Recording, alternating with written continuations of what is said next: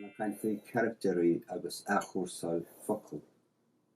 Chaimar an sháib blianta tuair ceardlann scríbhneoireachta I mBanscoil na gConamara agus an áireann. Chaimar ágúin ná an tainmheas agus cuinte chur breanthhuir an rang beidir chuganna dhéag na scór agus a glug an híosacha go sé a scríb. Tás amach an Chéad Chló Spáin an leabhar seob an fearr nach níon an gáire leabhar dearcéalt le mícheala chun éile. Agus dearnar bhain sin den ábhart a scríb síos ceann túdar nach níonach an fearr se gáire. Bhíonn leiseach an sábhacht na náltaí a chur a gobal. Thag a stór mór freagraí ar ais, an sin theag mo dictórat focail. Dear le focail amháin a scríb síos ar bápar a dosach. An sin an dara focail. Gus bheadh an dara focail a tasú leis an litríarnach sa géadachil. Bheadh tríú focail a tasú leis an litríarnach sa dara focail agus mar sin de le go mar cheart ar 3 scór nó níos mó focail híos ar bápar acu. Dear an leabhain sin dán úrscéalaí a scríb as an méid focail bhí scríb for síos acu agus bhain se an tainmhe seo. A nó is féidir scéal a scríb faoir a dirbe rud nach raibh léabháin nó rud nach méid go brachan. Is féidir síl nó a lig amlan a chrathú. Ag deir an lé níor a scéal ar bith ach focail agus céas a deagan na focail se lig. Bhí na focailin sin a gcónaí níor an nachfuil gá scríbhar tú nach scríb a tháinig duine cint nó ráiteag duine cint a bhealach amháin nó a bhealach eile. Focail ar bith tá daontain tá na focail céanna sin go ar rion na géite agus na mílte aontainneachaí eile leis na céad bliain.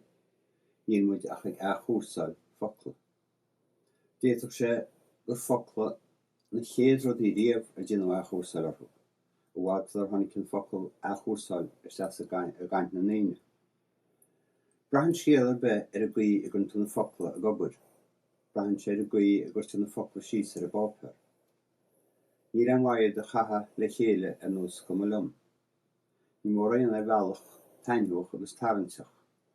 Mar méid siad mar sin ní bhain an léthúir aon sás eistú. Agus ní bheith anún ar léthúir chuineál leir nó ortha ag léamh. Nuair a chrathas tú charachtar chun tú aon fearsanta chur an acu, is cuma óg nó istiad.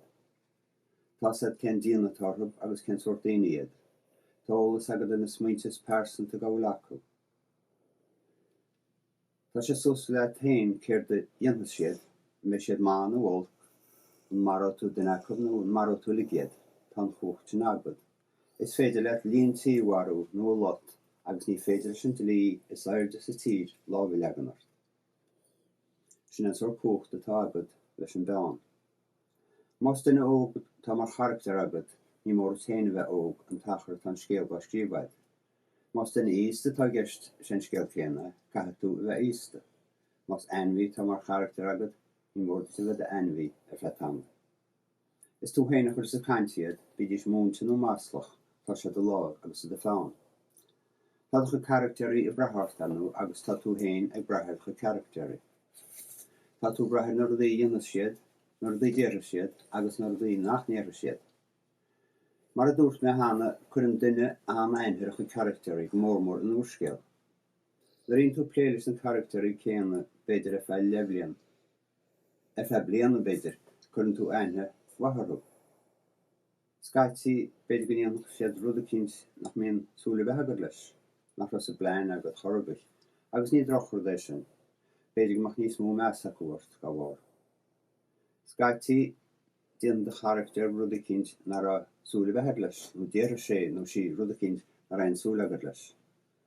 Déadach charachtar eile heachtarsteach níor a dúirt seas sa scéal rud nar a pleanáil a chorbaid. Agus anú déanamh tú ás gan charachtar sin sa scéal freisin. Caitear smacht a chuineáil ina charachtarí nó déirtí sé mocht a bhíantas i ligart, agus go bhhacha te sinú ach tachas do bhula. Dúirt an scríbhneoir Frank O'Connor fadó go raibh ar an uaignach a bheith scríb. So ag go te uaignach sa méid is go tú le tain an táimar fada le tú scríb, agus go tú le tain a bheith séimh sí fada. Caithfidh ciúnas a bheith hartart agus gan duine ná rud a bheith chuir isteachar. Caithfidh daoine go leor am a breanthhuir fápar nach an taid a scríbhhuir. Ach nuair is a chéad charachtarí agad, ní bheith tú uaignach níos mó. Ní bheith amad a bheith uaignach, ba neart caint acu. Am chá féin is nuair a bhí sa scéal scríofa agus slán focaí agam leis na charachtairí sin an táimid ag an tuaigneas. Uaigneas ní am a cháirte, i bhílim sa scéal ach a tunis bailí ló ná cinn tuile na meala héin. Mar a dúirt mé ní gá gur duine lecha a chuid charachtairí, déiteach sé gur ainmhí nó éon nó clocha lecha gist. Is cuimhnim scéal a léamh fada an lá faoi ar gearún lábhia an rosta. I ndéantar sa gearún lábhia mar gur droch choirtíonta aige. Agus buin an péanú sa cruúir.